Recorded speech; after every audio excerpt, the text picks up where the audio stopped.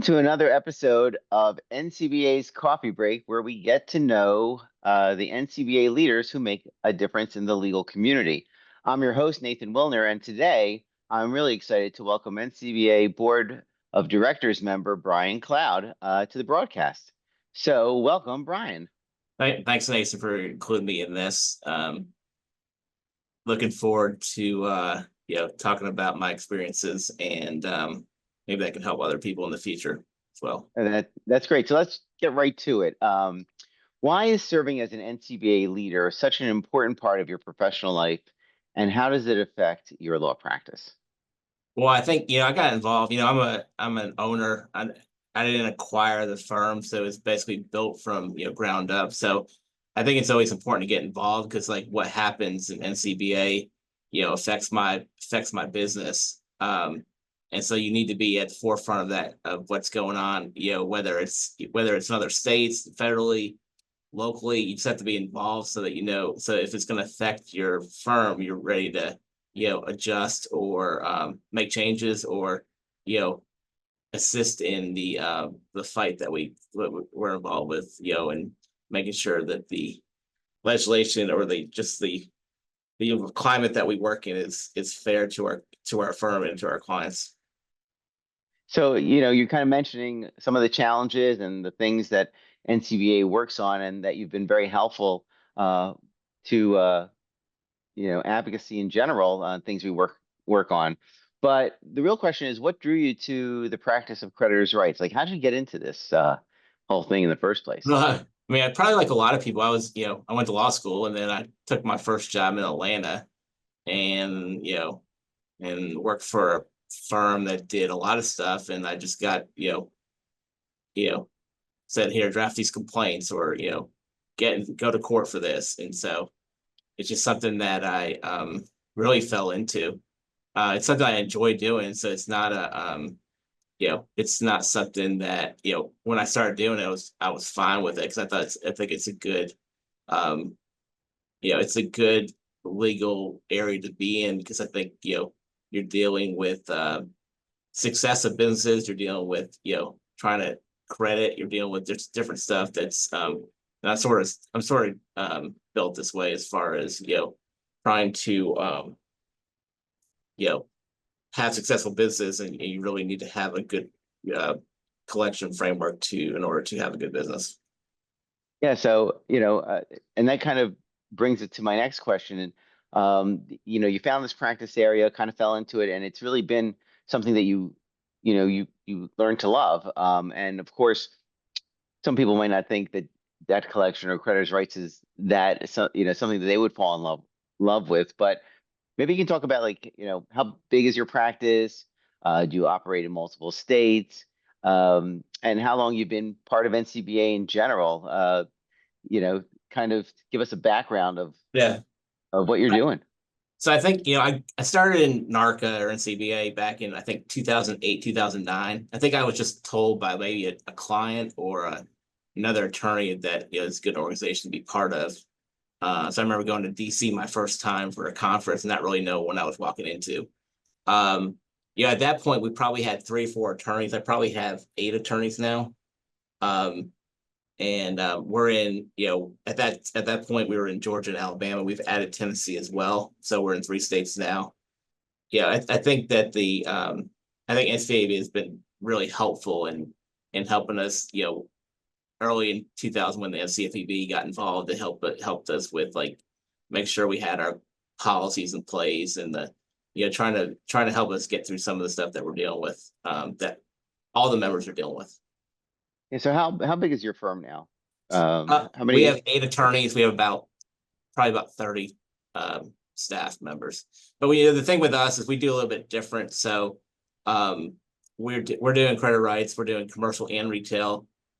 We do some estate planning. We do corporate law, and we do a fair amount of real estate. So it's a little bit different than some of the other firms, because a lot of them are just doing credit card collection or just retail collections. We sort of have done other stuff as well, or do other stuff. And Brian, I think it's great that you bring that up, because a lot of people don't realize that creditors' rights has many facets, and that traditional debt collection might be one of the parts of it. but it does interact with the things, of the things you mentioned, like real estate, commercial debt collection.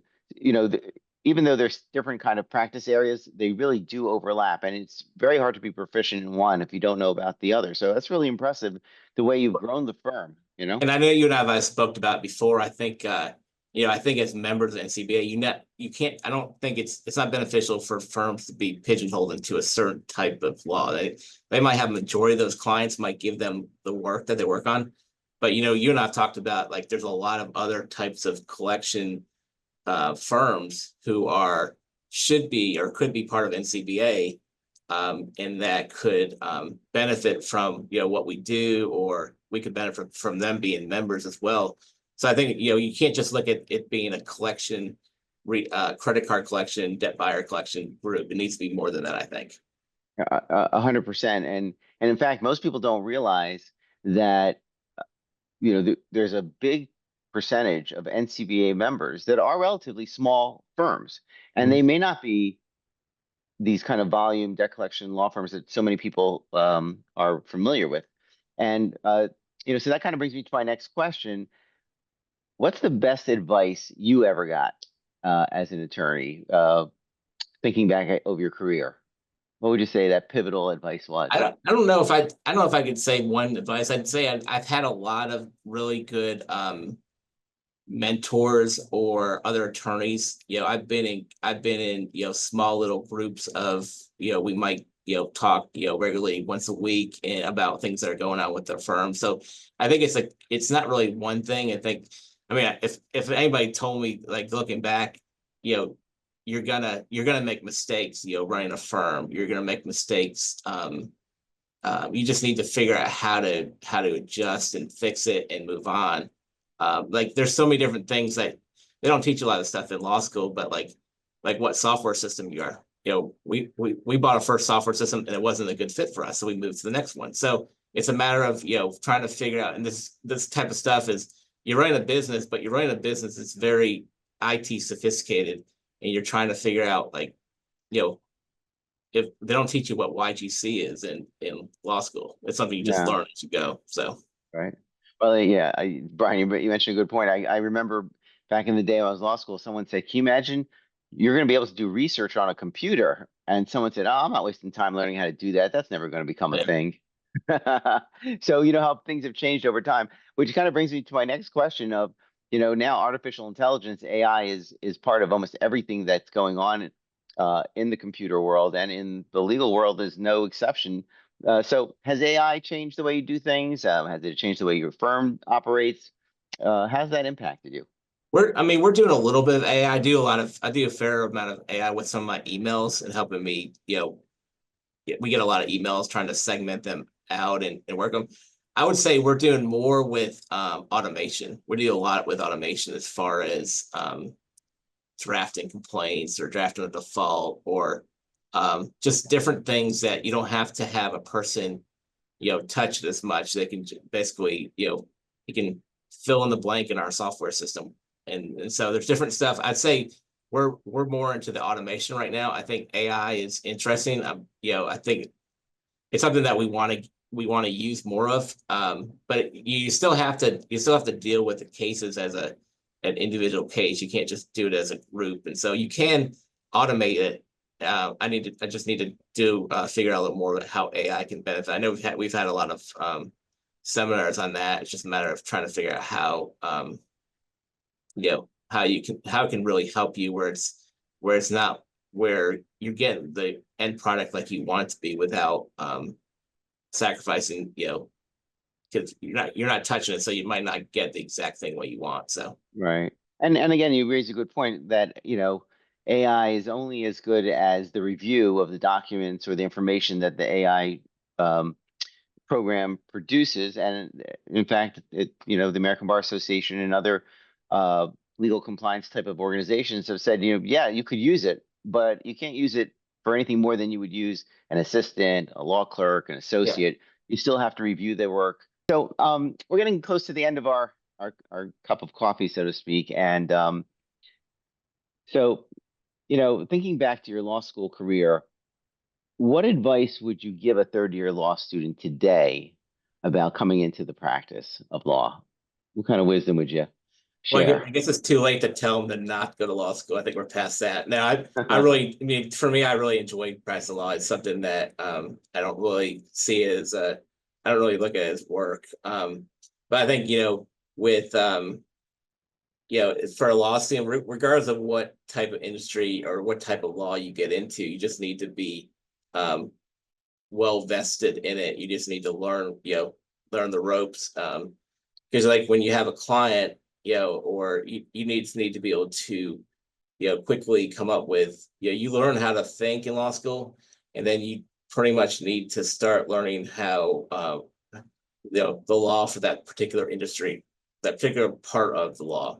So that's why, some people have general practices, but a lot of people are just, they have a certain type of law that they do. So I think it's important that you really get a really good understanding, because that's what clients expect. They expect you to know.